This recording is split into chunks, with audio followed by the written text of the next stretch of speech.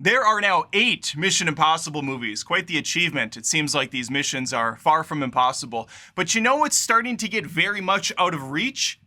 Making an actual profit on these films due to the absolutely bloated budgets and some of the ego that's on display by our lead hero, Tom Cruise, who I happen to enjoy most of his movies, and he seems like a cool dude to work with. Let's talk about Mission Impossible: The Final Reckoning and how it's completely bombing at the box office.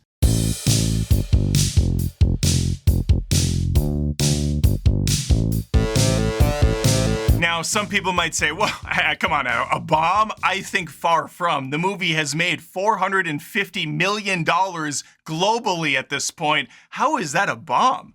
It's already made back the cost of the film at $400 million. Well, my friend, Google AI seems to agree with you, saying no. The Final Reckoning is not a bomb. It made more than its production cost. I guess the stupid-ass AI, or the entity as I will refer to it, has forgotten that the marketing budget and the theater pull and all the other bullshit that goes into this increases the budget to double what it costs to make the thing. So $400 million becomes $800 million.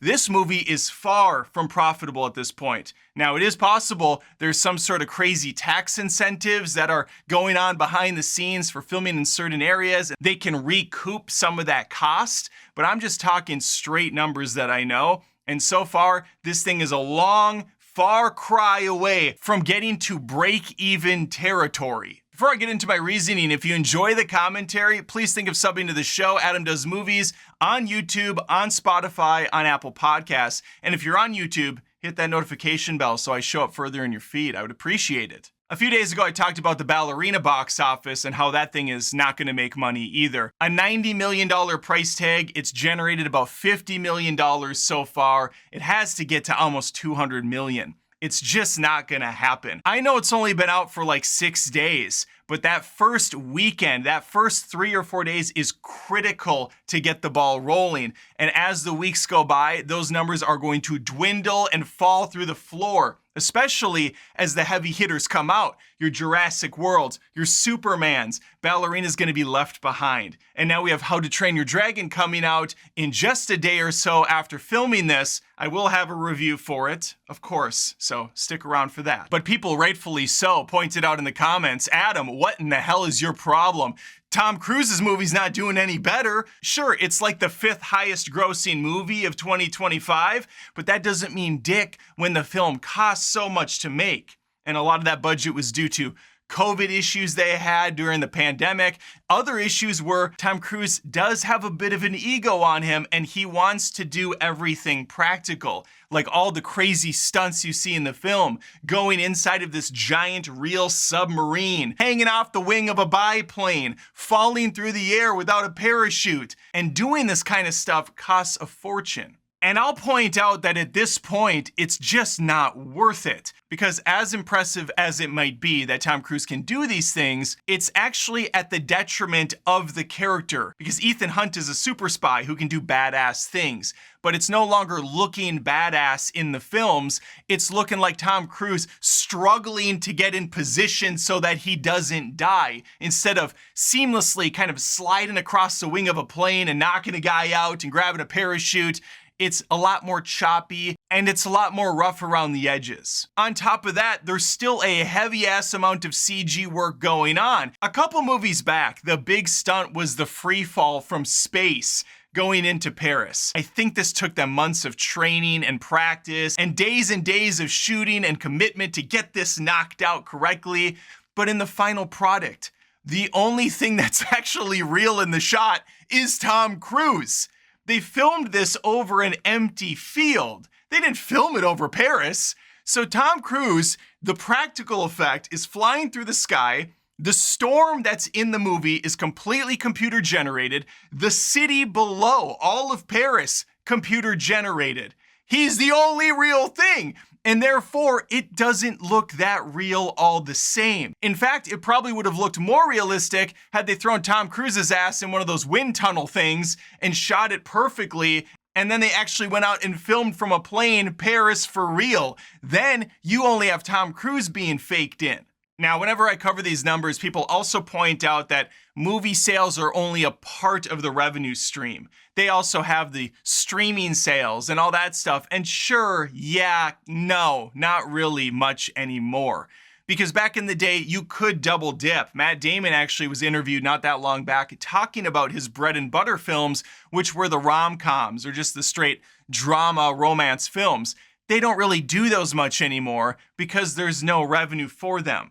They go into the theaters, they make a modest amount of money, they don't cost much to make, and then they get a second life on the shelves at the stores. Your Best Buys, your Targets, your Walmarts, your rental places like Blockbuster, Mr. Movies, Hollywood Video.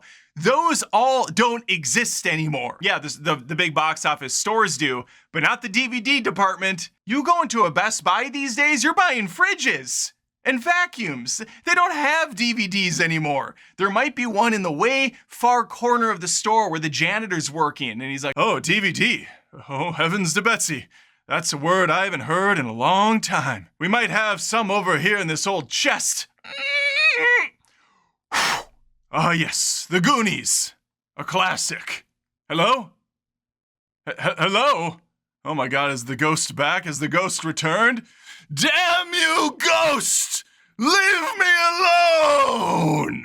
What was I talking about? Oh yeah, there's no second shelf life. I'm pretty sure the streaming services like Netflix and Amazon Prime don't pay out dick for these things unless they really want an exclusive on their platform. Then maybe they come to some sort of agreement. But a lot of that stuff is kind of figured out in the front side of things now. So Mission Impossible, The Final Reckoning, making $450 million after a few weeks is a very impressive number, but that number is not going to double.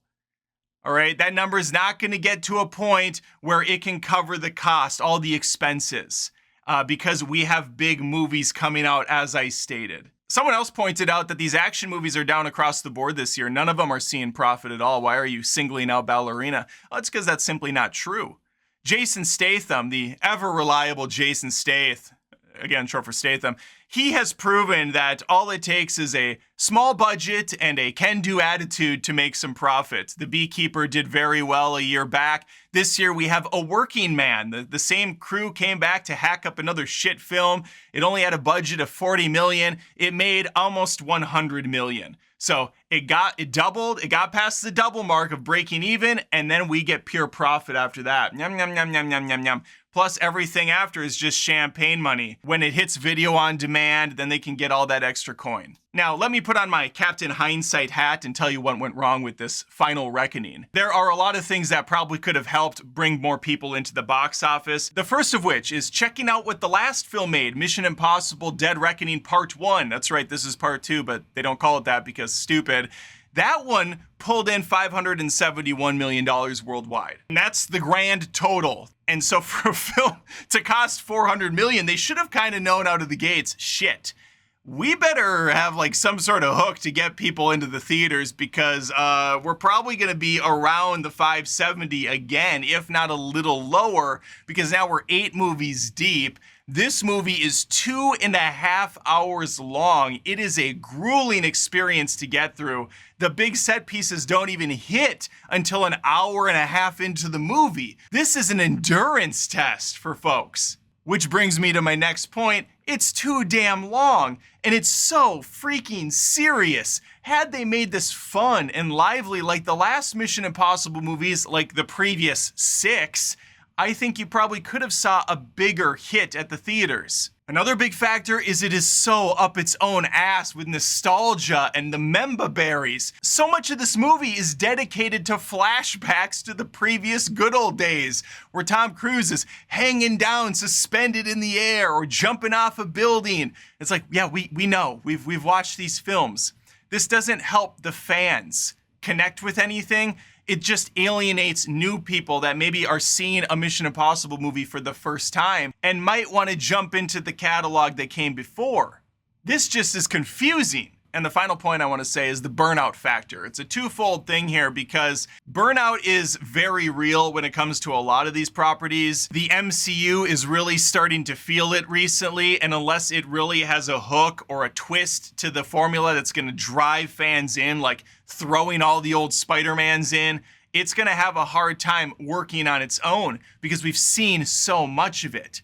We are now 8 Mission Impossible movies deep. It's all become so formulaic and stale. And I say this is kind of a twofold scenario because stale and kind of been there, done that is okay if people have a bunch of money to burn and movies don't cost that much to go to. But the opposite is happening. Movies are very expensive to go to now and people don't have a lot of disposable income, if any. So they're gonna be very selective about the movies they plop down their hard-earned cash to go to. And another Mission Impossible movie that's super long and doesn't have a lot of action until the later half, maybe not the best proposition for folks. All right, well, I think I said a lot. Let me know in the comments your thoughts on all of this. Do you think it's going to turn a profit? Has it already? Am I wrong? Is there some secret formula I don't understand? Is the entity correct? Google, and this thing is not a bomb and it is making heaps of money and I just don't realize it? Let me know in the comments. Again, I would appreciate you subbing to the show, Adam Does Movies, on YouTube, Spotify, Apple Podcasts, wherever you want. Hopefully you want all of them, all of me at the end of the day. I would appreciate it. Like the video as well and hit that notification bell on YouTube. And hopefully I see you next time. Take care.